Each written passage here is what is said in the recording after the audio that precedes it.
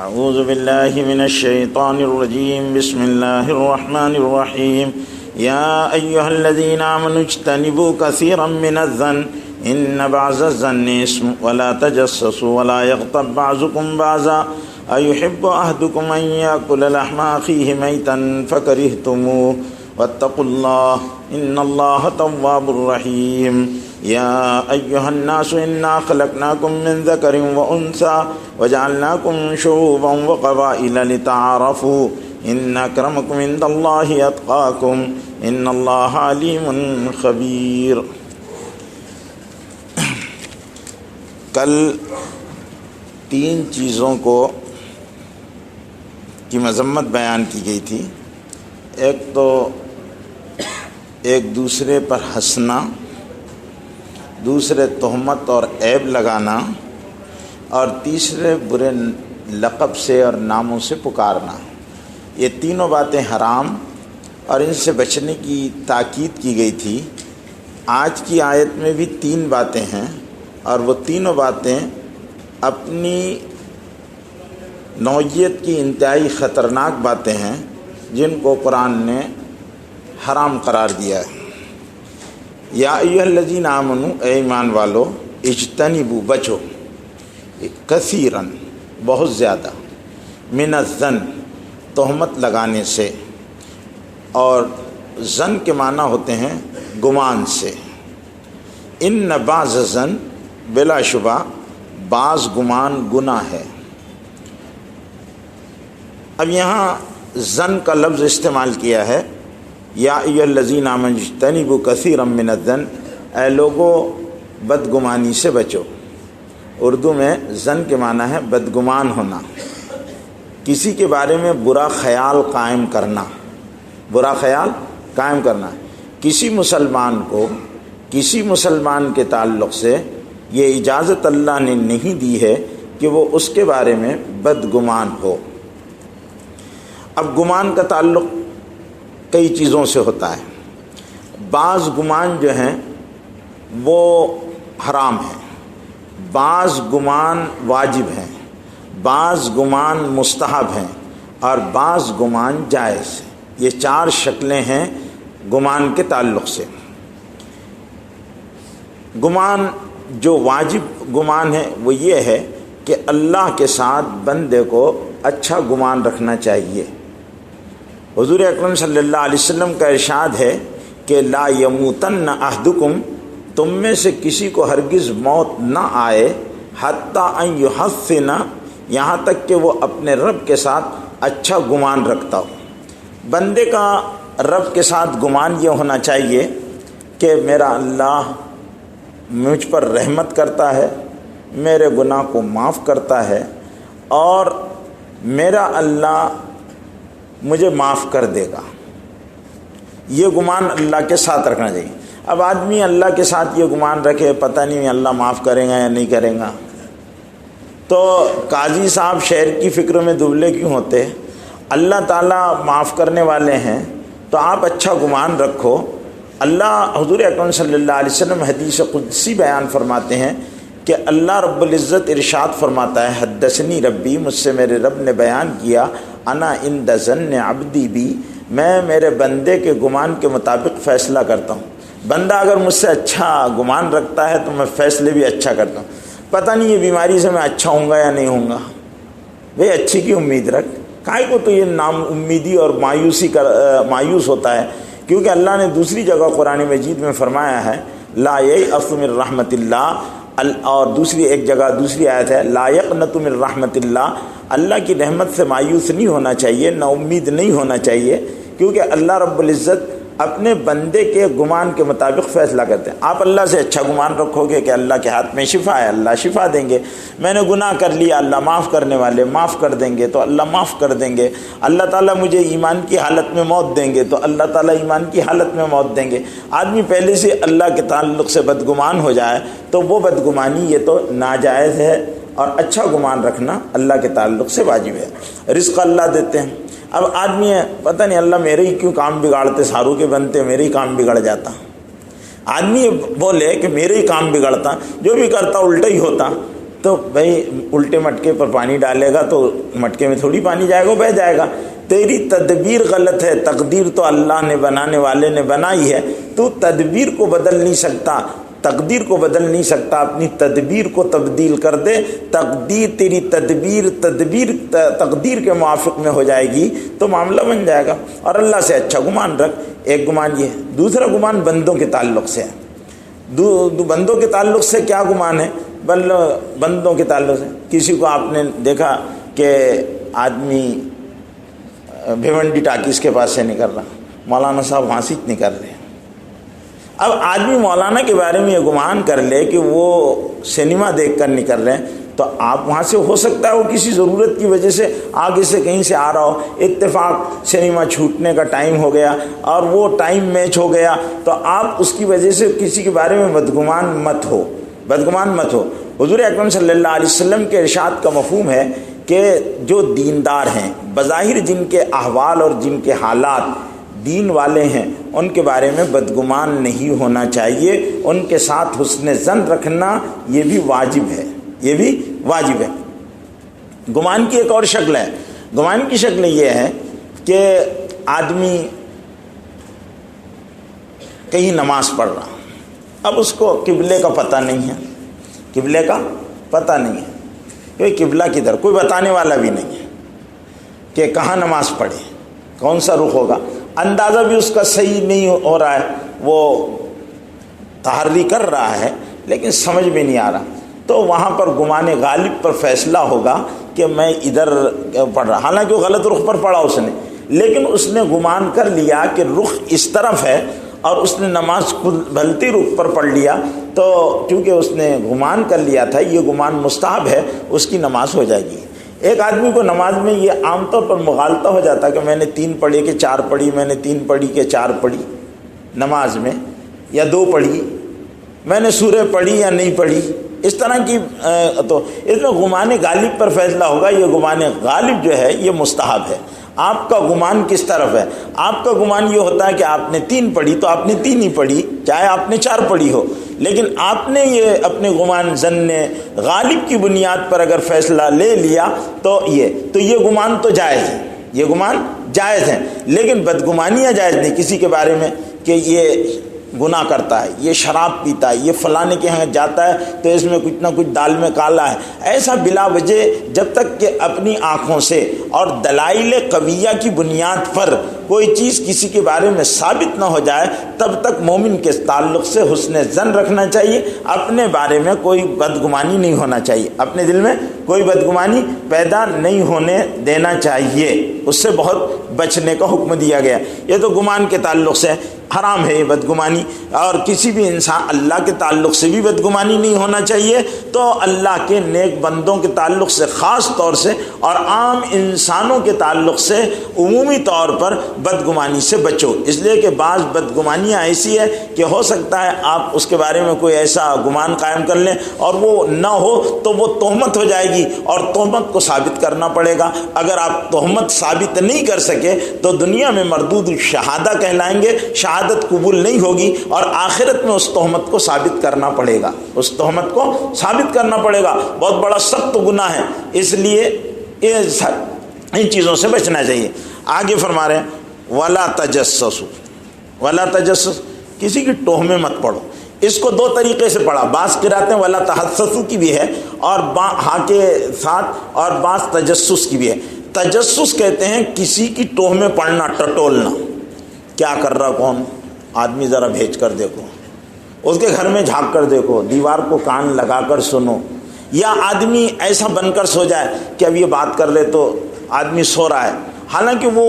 سویا نہیں۔ عام طور پر گھروں میں یہ ہوتا ہے کہ آدمی گھر میں سو جاتا ہے، بن کر سوتا ہے، بھلا کیا باتیں ہوتی ہے، بھائی کاہے کو تو بن کر سو رہا، ظاہر بات ہے، یا نظر رکھی جاتی۔ کسی کی ٹوہمیں مت پڑھو۔ اللہ کے رسول صلی اللہ علیہ وسلم نے بہت وضاحت کے ساتھ اس سلسلے میں ارشادات فرمائے۔ قرآن نے صرف اتنا کہا کہ ولا تحسسوا، کسی کی جستجو اور تلاش میں مت رہا کرو کہ کیا کرتا ہے، یہ کیا کرتا ہے اس کے پیچھے مت پڑو، وہ جو کرتا وہ جانے، اس کا رب جانے، تم کائے کو حوالدار بن کر اس کے پیچھے پھرتے رہو کہ یہ کیا کرتا ہے۔ ولا تجد، اور ٹوہ میں مت پڑو، اس کے عیب تلاش مت کرو، اس لیے کہ دنیا میں کوئی بھی بے عیب نہیں، سارے عیب والے ہیں۔ انبیاء علیہ الصلوۃ والسلام بے عیب ہیں، اللہ نے ان کو معصوم بنایا ہے۔ باقی جتنے بھی انسان ہیں ان میں کسی نہ کسی درجے میں عیب ہے، کوئی بھی آدمی عیب سے خالی نہیں ہے، عیب سے خالی نہیں ہے، اس میں عیب ہوگا، عیب ہوگا۔ دوسرے کے عیب پر پردہ ڈالنا اللہ کو بہت پسند ہے، عیب کی تلاش میں رہنا یہ اللہ کو بہت ناپسند ہے۔ اور حدیث کے اندر آتا ہے کہ جو کسی کے عیب کی تلاش میں رہے گا اور اس کے عیب کو لوگوں کے درمیان میں بیان کرے گا، اس عیب کو اس لیے معلوم کر رہا لوگوں کے درمیان میں بیان کرے گا، اللہ تعالیٰ اس وقت تک اس کو موت نہیں دے گا جب تک کہ اس عیب میں اس کو مبتلا نہ کر دے، اور دنیا اور آخرت میں اس کو رسوا نہ کر دے۔ اللہ نے اپنے ذمے یہ واجب کر رکھا ہے، اس عیب میں مبتلا کرے گا، اس لیے کسی کے عیب میں مت پڑو، اس کی ٹوہ مت کرو، اس کی تلاش میں مت رہو۔ کون کیا کرتا ہے، لوگوں کا مزاج ہوتا ہے، لوگوں کی ٹوہ میں پڑے رہتے، لوگوں کے حالات معلوم کرتے کہ بھائی کیا بول رہا تھا، کیا چل رہا وہاں پر، ذرا معلوم کر آؤ، دیکھ کر آؤ۔ یہ ساری چیزیں لوگ کرتے رہتے ہیں، یہ انتہائی، اس سے یہ حرام ہے، اور اس کو منع کر دیا گیا کہ ولا تجسسوا، کسی کی ٹوہ میں مت پڑو، جاسوسی کیا مت کرو۔ بعض مرتبہ جاسوسی جائز ہے، لیکن وہ جاسوسی جائز ہونے کی وجوہات ہے، جیسے بعض مرتبہ ایسا ہے کہ آدمی نے اپنی آنکھوں سے کوئی ایسا عیب اپنے اولاد میں، اپنی بیوی میں، اپنے غلام میں، اپنے مزدور میں دیکھ لیا، لیکن اب وہ عیب اس پر واضح نہیں ہوا، تو اس کو جاننے کے لیے کہ بھئی اس کی میں اصلاح کر دوں گا، تو اس کی ٹوہ میں وہ پڑھ کر دیکھ سکتا ہے، لیکن بلا ضرورت نہیں، قرائن دلائل قویہ کی بنیاد پر وہ ثابت ہونا ضروری ہے۔ اور اسی طرح سے اسلام کی خدمت کے لیے کہ دشمنوں سے نقصان پہنچنے کا اندیشہ ہو، اور ایسی صورت میں دشمنوں کے حالات کا پتہ لگانا اور ان کی ٹوہ میں رہنا کہ وہ کہیں نقصان نہ پہنچا دے، تو ایسی صورت میں تجسس جو ہے وہ جائز ہوگا، باقی تجسس جائز نہیں ہے، حرام ہے، منع کیا گیا۔ انفرادی زندگی میں ایک دوسرے کی ٹوہ میں پڑنا اور ایک دوسرے کو ٹٹولتے رہنا منع کیا گیا۔ آگے اور تیسرا حکم اور سخت آ رہا ہے، ولا یغتب بعضکم بعضا، اور کوئی کسی کے پیٹھ کے پیچھے اس کے عیب کو بیان نہ کرے۔ ولا یغتب بعضکم بعضا، پیٹھ پیچھے عیب موجود ہے، فلانے آدمی میں خرابی موجود ہے، لیکن وہ آدمی موجود نہیں، اس کی غیر موجودگی میں آپ وہ عیب بیان کر رہے، وہ عیب بیان کرنا۔ اللہ کے رسول صلی اللہ علیہ وسلم ارشاد فرماتے ہیں من اغتابا، جس نے کسی کے پیٹھ پیچھے عیب بیان کیا، اگر وہ عیب اس کو معلوم ہو جاتا، اس کو برا لگتا، ایسی غیبت کرنا کہ اگر اس کو معلوم ہو جائے تو اس کو ظاہر بات ہے کہ پیٹھ پیچھے برائی کرو گے تو اس کو معلوم ہوگا تو برا لگا۔ لوگوں کا انداز کیا ہے، اب یہ ایسی بات نہیں، میں تو اس کے منہ پر بھی بول سکتا، جب بھائی منہ پر بول سکتا تو پیٹھ پیچھے بولتا کیوں؟ پیٹھ پیچھے بول رہا، غیبت کر رہا، اور غیبت بڑا سخت گناہ ہے، حرام ہے۔ غیبت کرنا، پیٹھ کے پیچھے بیان کرنا، یہ عام طور پر مرض ہے، اور یہ مرض جو ہے دلوں کو پھاڑنے والا ہے۔ اس لیے اللہ کے رسول صلی اللہ علیہ وسلم ارشاد فرماتے ہیں کسی نے کسی کی غیبت کیا تو یہ غیبت بہت سخت چیز ہے۔ الغیبت اشد من الزنا، اللہ کے رسول کے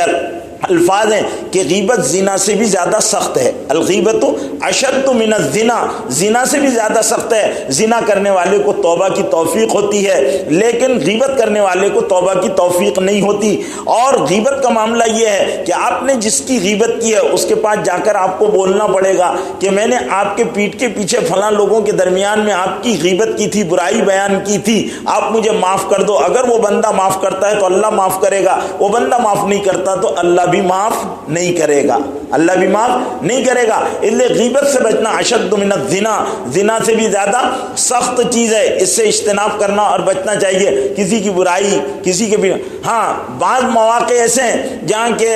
ایک دوسرے کی برائی کو بیان کیا جا سکتا ہے، ابھی میں اس کے بارے میں بتاؤں گا آپ کو کہ وہ کون سے مواقع ہیں جہاں پر غیبت جائز ہو جاتی ہے اور کسی کا عیب کھولنا جائز ہو جاتا ہے، ورنہ عیب کھولنا کہیں بھی کسی بھی صورت میں کبھی بھی کسی کے لیے بھی جائز اور درست نہیں، حرام ہے۔ اور یہ اتنا سخت مسئلہ ہے کہ اللہ تعالیٰ نے اس کی تفصیل کو واضح کرتے ہوئے فرمایا کہ ایحب احدکم ان یاکل لحم اخیہ میتا، کیا تم میں سے کوئی آدمی اس بات کو پسند کرے گا کہ اپنے مردار بھائی کے گوشت کو کھائے؟ ہرگز پسند نہیں کرے گا، کیونکہ مردے کا، مرے ہوئے کا گوشت کھانا، مردار کا گوشت کھانا انتہائی خست دانات کی دلیل ہے کہ کوئی بھی آدمی اور طبیعت نہیں ابا کرتی ہے مردار کا کھانا، کہ مردہ مرے ہوئے جانور کو گوشت کھائے، کوئی نہیں کھاتا، اور وہ بھی اپنے مرے ہوئے بھائی کا گوشت تو اور قباحت کی بات ہے۔ تو اسی طرح جس طرح اپنے مرے ہوئے بھائی کے گوشت کے کھانے کو تمہاری طبیعتیں پسند نہیں کرتی اور تم بڑی لذت کے ساتھ ان کے پیٹھ کے پیچھے ان کی برائیاں بیان کرتے ہو اور اس کے ذریعے سے ان کی تحقیر مقصود ہوتی ہے کہ اس کی برائی میں بیان کر دوں، تو یہ بڑے گناہ کی بات ہے۔ ایحب احدکم ان یاکل لحم اخیہ میتا فکرہتموہ، تم اس کو ہرگز پسند نہیں کرو گے۔ اب مسئلہ یہ ہے کہ غیبت کا معاملہ یہ ہے کہ صرف یہ نہیں، غیبت ایک ایسا دل کی بھڑاس نکالنے کے لیے بڑے سے بڑے آدمی کے لیے اور طاقتور آدمی کے پیچھے بھی آدمی غیبت کر سکتا ہے، کیونکہ غیبت جس کی جا رہی ہے وہ موجود نہیں رہتا، اس لیے اپنا دفاع نہیں کر سکتا۔ تو کمزور بھی اپنے دل کی بھڑاس نکالنے کے لیے غیبت کر لیتا ہے، اور غیبت کمزور بھی کرتا ہے، طاقتور بھی کرتا ہے۔ اللہ نے ناپسند کیا کہ غیبت پیٹھ پیچھے برائی بیان نہیں کی جائے، اگرچہ واقعتاً وہ عیب ہے تو بیان نہ کیا جائے، اور اگر عیب نہیں ہے تو بہتان ہے، جیسا کہ کل کی آیت میں اللہ نے منع فرمایا ولا تلمزوا، کسی کی غیبت مت کرو، عیب مت نکالو، اس کے اندر عیب مت بتاؤ، ولا تلمزوا، اس پر عیب مت لگاؤ، اس لیے کہ عیب کو ثابت کرنا پڑے گا، عیب کو بے بہتان عظیم، جو بہتان عظیم کے ساتھ آئے گا اللہ کے ہاں اس کو جواب دینا پڑے گا۔ اگر کسی کی غیبت آدمی نے کر دیا، وہ آدمی مر گیا یا وہ آدمی کہیں چلا گیا، غائب ہو گیا، ملاقات نہیں ہو رہی، تو اللہ کے رسول صلی اللہ علیہ وسلم نے ارشاد فرمایا کہ اس کے لیے دعا کرو کہ اللہ مجھے بھی معاف کر دے اور اس کو بھی معاف کر دے، میں نے اس کی بڑی غیبت کی ہے، اللہ اس کو بھی معاف کر دے، مجھے بھی معاف کر دے، اس کے لیے مغفرت کی دعا کرو۔ اگر اس سے ملنا ممکن نہ ہو اور اس کے پاس حاضری ممکن نہ ہو، یا وہ دنیا سے جا چکا ہو اور اس کے پیٹھ پیچھے آپ نے برائیاں کی ہو، تو آپ کو اس کے لیے کیا کرنا چاہیے؟ مغفرت کی دعا کرنا چاہیے کہ ان یغفر اللہ لنا ولہ، اے اللہ تو مجھے بھی معاف کر دے اور اس کو بھی معاف کر دے۔ بچوں کی برائی بیان کرنا بھی جائز نہیں، کوئی پاگل ہے تو اس کی برائی بیان کرنا بھی جائز نہیں۔ مسلمانوں کی حکومت ہے اور وہاں کافر ذمہ لوگ رہتے ہیں، ان کی برائی بیان کرنا بھی کراہت سے خالی نہیں ہے، اس لیے کہ اس کو بھی مکروہ قرار دیا گیا ہے، تو ان کی برائیاں بیان نہیں کی جائے گی۔ اب رہ گیا بعض مرتبہ بعض لوگوں کے عیب بیان کرنا ضروری ہو جاتا ہے، جیسے ظالم کے ظلم کو بیان کرنا اس کے پیٹھ کے پیچھے، یہ درست ہے، لیکن ان لوگوں کے پاس بیان کیا جائے جو اس کو ظلم سے روکنے کی طاقت رکھتے ہوں۔ جو لوگ ظالم کو ظلم سے روکنے کی طاقت نہیں رکھتے، اس کے پیچھے ظالم کے ظلم کو بیان کرنا یہ بھی درست نہیں ہے۔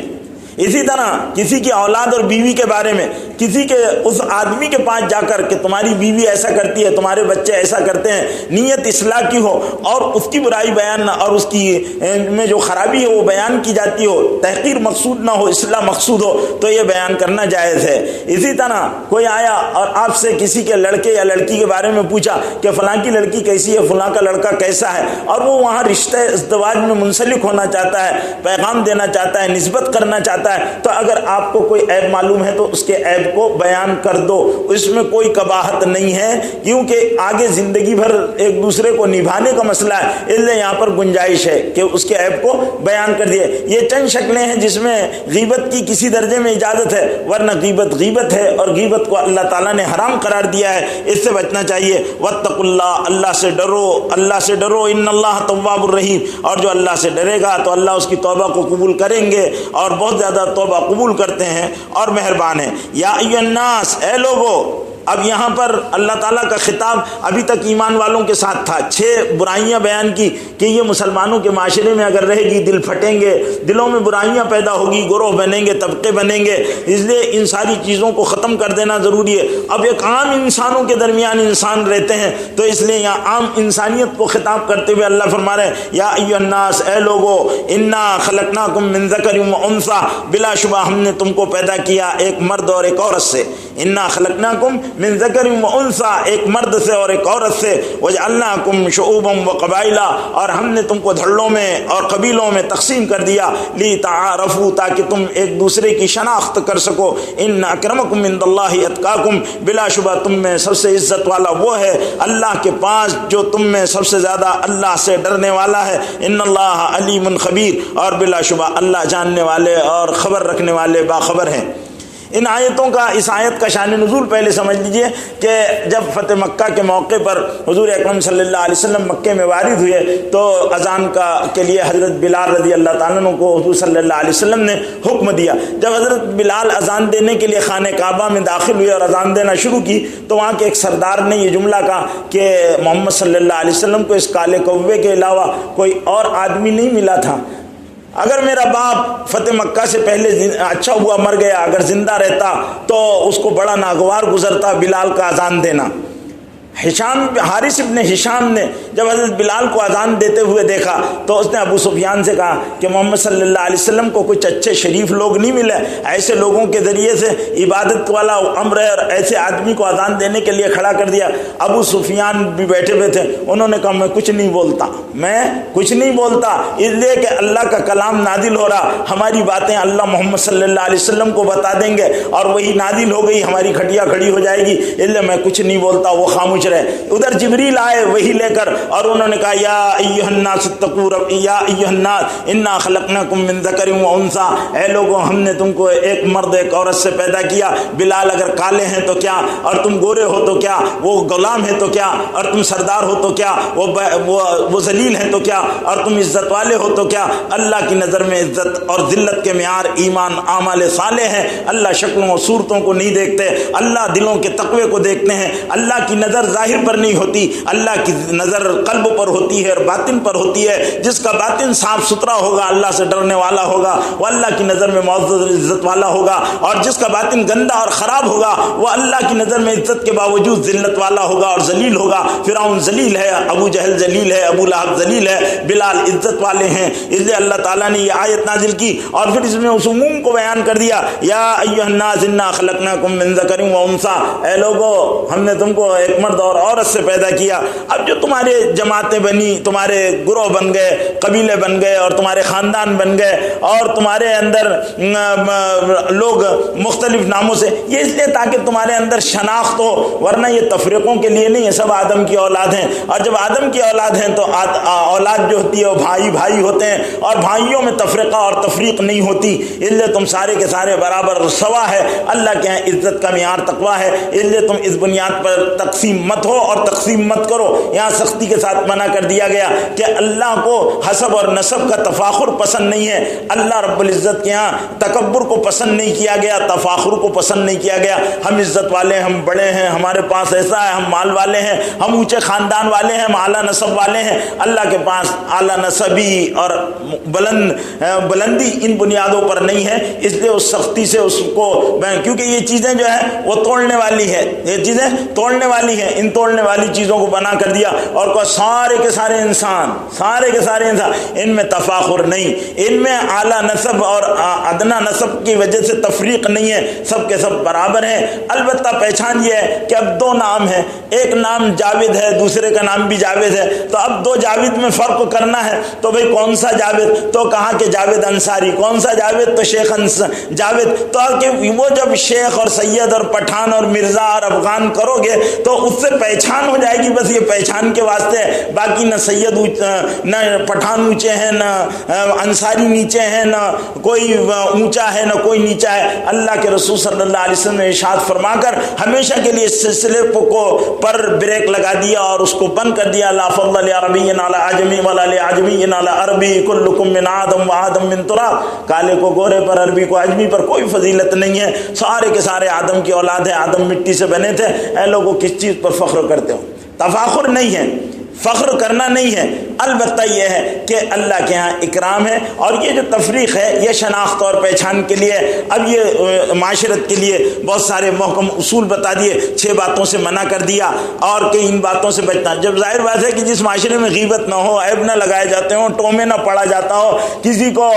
برے لقبوں سے پکارا نہ جاتا ہو، تو اور کوئی خاندانوں اور زبانوں اور حسب اور نسب کی بنیاد پر اور علاقوں کی بنیاد پر کوئی تقسیم نہ ہوتا ہو، جہاں بلا بلال کا حبشہ کے بلال بھی ہوں اور روم کے صہیب بھی ہوں اور تہامہ کے ہوں اور نجد کے ہوں اور یمن کے آئے ہوئے لوگ ہوں اور سارے کے سارے ایک ہی دسترخوان پر بیٹھے ہوئے ہوں، حسب و نسب اور نسلوں کے اختلاف کے باوجود ایک ہی صف میں کھڑے ہو گئے محمود و آیات، نہ کوئی بند رہا اور نہ کوئی بند نواز، بندہ و صاحب و محتاج و غنی ایک ہوئے، تیری سرکار میں پہنچے تو سبھی ایک ہوئے۔ لیکن ہوا کیا؟ یوں تو سید بھی ہو، مرزا بھی ہو، افغان بھی ہو، بتاؤ تم سبھی کچھ ہو، مسلمان بھی ہو۔ آج ہم انصاری ہیں اور شیخ ہیں، پٹھان ہیں، مرزا ہیں، فلاں ہیں فلاں، یوں تو سید بھی ہو، مرزا بھی ہو، افغان بھی ہو، یہ سب ہیں، بتاؤ سبھی کچھ ہو، مسلمان بھی ہو۔ ہم مسلمان نہیں ہیں۔ اگر کہو بھائی کہ تم کون ہے؟ مسلمان ہے؟ نہیں، انصاری ہوں۔ کون ہے؟ پٹھان ہوں۔ کون ہے؟ خان صاحب۔ ارے کائے کا خان صاحب اور کائے کا انصاری صاحب، تو بھائی مسلمان ہے، اور مسلمانوں میں یہ ساری چیزیں نہیں ہوتی۔ اس سے معاشرے میں محبتیں ہوں گی، جوڑ پیدا ہوگا، خرابیاں نہیں ہوگی، بگاڑ نہیں ہوگی، کوئی اعلیٰ نہیں ہوگا، کوئی ادنیٰ نہیں ہوگا۔ قسطنطنیہ کی جامع مسجد دنیا کی سب سے لاجواب جامع مسجد ہے، وہاں دنیا کا سب سے بڑا مسلمان حکمراں سلطان حمید الدین صف میں کھڑا ہوا ہے، اس کے بازو میں ایک چمار آ کر کھڑا ہو جاتا ہے۔ سلطان کو شریعت اسلامیہ نے یہ اختیار نہیں دیا کہ وہ چمار کا ہاتھ پکڑ کر پیچھے کی صف میں اس کو کھڑا کر دے کہ تو اس پیشے کے اعتبار سے چمار ہے اور میں شہنشاہ وقت اور اسلامی دنیا کا اتنا بڑا حکمراں ہوں۔ اس کے بازو میں نماز پڑھتا ہے اور مورخ اس واقعے کو لکھتا ہے، اس واقعے کو لکھتا ہے، اور ایڈورڈ گبن نے اپنی کتاب میں اس واقعے کو لکھا ہے، اور ایسی بے نظیر مثال اسلام کے اندر مساوات کی اس کو بے نظیر مثال کے طور پر اس نے بیان کیا ہے، جبکہ ایڈورڈ گبن جو ہے وہ اسلام دشمنی کے اعتبار سے کچھ پیچھے نہیں ہے، لیکن اتنا بڑا مستشرق اس بات کا اعتراف کرتا ہے کہ یہ اسلامی ہے جس نے تفریقوں سے بلند ہو کر، ذات پات کی تفریقوں سے بلند ہو کر ایک ایسا سماج اور ایک ایسا معاشرہ بیان کر دیا کہ جس میں چھوت چھات نہیں، بھید بھاؤ نہیں، یہاں پر سارے کے سارے جو ہیں وہ ایک آدم کی اولاد، تفریقہ نہیں ہے۔ اور اسی لیے جو آج صبح میں بھی ایک دسترخوان کا مسئلہ آیا تھا مسائل میں کہ بھئی دسترخوان الگ کرنا ہے تو آپ جگہ الگ کر دو، یہ تفریق نمایاں نہیں ہونا چاہیے، ورنہ پھر یہ ہوگا کہ ہر ایک کا صف الگ ہو جائے گی، ہر ایک کا مصلی الگ ہو جائے گا، امت بٹے گی ٹکڑوں میں، اور خیرات کے بھیک کی حالت ہو جائے گی مسلمانوں کی، اور بے وقت و بے قیمت ہو جائیں گے۔ اس لیے اللہ کے رسول صلی اللہ علیہ وسلم نے امت کو جوڑا، امت کو جوڑنے کی دعوت دی ہے، اور قرآن اسی کو پیغام دیتا ہے کہ انا جعلناکم شعوبا وقبائل لتعارفوا ان اکرمکم عند اللہ اتقاکم، کہ لتعارفوا ان اکرمکم عند اللہ اتقاکم، سب سے زیادہ ڈرنے والا، اللہ سے ڈرنا۔ اللہ کے ہاں بلال کی جو عزت ہے وہ کائے کی بنیاد پر ہے؟ ابو سفیان سے کہا جا رہا کہ بابا بلال تم سے بہت قیمتی ہے ہماری نظر میں۔ حضور اکرم صلی اللہ علیہ وسلم کے پاس عبداللہ ابن ام مکتوم آ گئے، اور عبداللہ ابن ام مکتوم نے حضور اکرم صلی اللہ علیہ وسلم بیٹھے تھے سرداروں کے پاس، تو حضور صلی اللہ علیہ وسلم کے ماتھے پر، پیشانی پر سلوٹیں پڑ گئی۔ آپ کو اس طرح یعنی یہ جو جھریاں آتی ہے اس طرح آ گئی، ناگوار گزرا۔ حضور صلی اللہ علیہ وسلم کو عبداللہ ابن ام مکتوم نابینا تھے کہ کائے کو آگے اس وقت تھوڑا دیر سے آتے، میں یہاں سرداروں کے پاس بیٹھا اور یہ بڑے سرکش قسم کے سردار ہیں، پتہ نہیں یہ کیا فیل کریں گے۔ حضور صلی اللہ علیہ وسلم کے ذہن میں یہ بات آئی، قرآن نازل ہوا، جبریل فوراً آئے، ابس وتولی ان جاءہ الاعمی، آپ نے تھیوری چڑھا لی، ابسا آپ نے تھیوری چڑھا لی، وتولی منہ پھیر لیا، ان جاءہ الاعمی کہ آپ کے پاس اندھا آ گیا۔ حضور صلی اللہ علیہ وسلم کی اس بات کو اللہ نے پسند نہیں کیا کہ اندھا آ گیا، عبداللہ ابن ام مکتوم آ گیا۔ ارے عبداللہ ابن ام مکتوم ان سرداروں سے زیادہ ایمان کی وجہ سے اللہ کی نظر میں بہت زیادہ عزت والا ہے۔ یہ حضور اکرم صلی اللہ علیہ وسلم کو فرمایا گیا سورہ کہف میں، آج آپ نے سنا کہ وَاصْبِرْ نَفْسَكَ مَعَ الَّذِينَ يَدْعُونَ رَبَّهُمْ، اپنے آپ کو ان لوگوں کے پاس بٹھانے کا پابند بناؤ جو اپنے رب کو روزانہ صبح شام پکارتے ہیں۔ وہ اصحاب صفہ کے غریب تھے، آسمان جن کی چھتی، زمین جن کا بچھونا تھا، کھانے کے لیے مسلمانوں کے صدقات پر جن کا گزر بسر ہوا تھا، دین سیکھنے کے لیے اللہ کے رسول کی خدمت میں آئے تھے، اللہ کے رسول صلی اللہ علیہ وسلم کو پاؤں ان کے پاس بیٹھو، خدا وہاں ملتا ہے، خدا کا کرم وہاں ملتا ہے، خدا کی رحمتیں وہاں ملتی ہے، خدا کا پیار وہاں ملتا ہے، خدا ان کے ساتھ ہے۔ حضور صلی اللہ علیہ وسلم کو پابند بنایا گیا، حکم دے رہے وصبر، اپنے آپ کو پابند بناؤ۔ حضور صلی اللہ علیہ وسلم بہت جلیل القدر نبی ہیں، اللہ کے بہت مقرب اور خاص ہیں، لیکن حکم دیا جا رہا کہ آپ ان کے ساتھ بیٹھو۔ اللہ کے یہاں بلال کی بہت بڑی قیمت ہے۔ حضرت عمر رضی اللہ تعالیٰ عنہ کے پاس بلال آتے تو حضرت عمر رضی اللہ تعالیٰ عنہ دوڑتے ہوئے جاتے، بلال آ گئے، بلال آ گئے، بلال آ گئے، بلال آ گئے۔ جس دن بلال کا انتقال ہوا، حضرت عمر فاروق کو خبر دی گئی کہ حضرت بلال کا انتقال ہو گیا۔ حضرت عمر اپنا چلاتے ہوئے نکلے، الیوم مات سیدنا، آج تو ہمارے سردار کا انتقال ہو گیا۔ بلال غلام تھے، حضور صلی اللہ علیہ وسلم کے مؤذن تھے، بڑا اونچا مقام تھا حضرت بلال رضی اللہ تعالیٰ عنہ کا، لیکن دنیا والوں کی نظر میں حضرت بلال کم تھے، ان کی قیمت نہیں تھی، لیکن اللہ کی نظر میں ان کی بہت قیمت تھی۔ مؤذن رسول تھے، رسول اللہ صلی اللہ علیہ وسلم کے نو کے پلک کو سمجھتے تھے، اور کان لگا کر رسول پاک صلی اللہ علیہ وسلم کے دروازے پر پوری زندگی بلال نے گزار دی۔ پیٹ پر پتھر باندھے گئے، بلال کو تپتی ہوئی ریت پر لٹایا گیا۔ ان قربانیوں نے بلال کو خدا کا مقرب بنایا۔ بلال کو تکلیفیں دی جاتی، بلال احد کرتے تھے۔ اس کوالٹی اور ان صفات کی بنیاد پر بلال اللہ کے مقرب بنے۔ جن کے پاس صفات ہوگی، جن کے پاس ایمان ہوگا، جن کے پاس کمال ہوگا، جن کے پاس تقویٰ ہوگا، جن کے پاس محبت ہوگی، جو نبی کے اشاروں پر اپنے آپ کو مٹا دیں گے وہ مقرب بنیں گے، اور جو غیروں کے طریقوں کے جویا ہوں گے، ان کی مرضی کے مطابق زندگی گزاریں گے، تو وہ تھوڑی محبوب و مقبول بنیں گے۔ یہ جو چاہے وہ کتنی مال والے ہوں، کتنی پیسے والے ہوں، کتنی اقتدار والے ہوں، میرے بھائیوں، اس لیے امت کو جوڑنا، امت کے ساتھ جڑنا، یہ اس کی تعلیم ان آیات میں دی گئی ہے۔ اللہم صلی علی سیدنا و شفیعنا و حبیبنا و نبینا و مولانا محمد مبارک وسلم۔ یا حی یا قیوم برحمتک نستغیث اصلح لنا شاننا کلہ ولا تکلنا الی انفسنا طرفۃ عین، ان تکلنا الی انفسنا تکلنا الی ضعف وعورۃ وذنب وخطیئہ۔ ربنا ظلمنا انفسنا وان لم تغفر لنا وترحمنا لنکونن من الخاسرین۔ ربنا لا تؤاخذنا ان نسینا او اخطأنا، ربنا ولا تحمل علینا اصرا كما حملته على الذين من قبلنا، ربنا ولا تحملنا ما لا طاقة لنا به واعف عنا واغفر لنا وارحمنا انت مولانا فانصرنا على القوم الكافرين۔ اے اللہ ہمارے گناہوں کو معاف فرما دے، خطاؤں سے درگزر فرما۔ اے اللہ جن برائیوں کا ہم نے ابھی قرآن میں سنا ہے، سورہ حجرات میں سنا ہے، اے اللہ ان خصائص سے، ان نقائص سے، ان بیماریوں سے ہم سب کو پاک کر دے۔ اے اللہ ہم سے کسی کی غیبت نہ ہو، اے اللہ ہم کسی کو عیب لگانے والے نہ ہو، برے نام سے پکارنے والے نہ ہو، اے اللہ کسی پر بہتان ہماری ذات سے نہ لگے، امت میں تفرقہ ہماری ذات سے نہ ہو۔ اے اللہ تیرے نبی پاک صلی اللہ علیہ وسلم کی قربانیوں نے اے اللہ اس امت کو جوڑا ہے، ہماری نفسانیت کی وجہ سے امت فرقوں میں نہ بٹے، جماعتوں میں نہ بٹے، اے اللہ تفرقے واقع نہ ہو۔ اے اللہ تو ہم پر رحم فرما، اے اللہ ہم کو امت کے جوڑ کا ذریعہ بنا دے، اے اللہ امت کے جوڑ کا ذریعہ بنا دے۔ اے اللہ تجھے بلال کی پیٹھ پر پڑنے والے کوڑوں کا واسطہ، اے اللہ ہم پر رحم فرما، ہم کو معاف فرما، ہم کو اپنی مرضی والی زندگی عطا فرما، تیری نامرضیات والی زندگی سے ہماری حفاظت فرما، ہماری حفاظت فرما، ہماری حفاظت فرما۔ اے اللہ ہمارے بیماروں کو صحت دے، ہمارے پریشان حالوں کی پریشانیوں کو دور فرما دے۔ اے اللہ ہماری بہن، بیٹی، بیوی، اے اللہ سب پر اور ہمارے خاندانوں پر اے اللہ رحم کا، کرم کا، عفو کا، عافیت کا،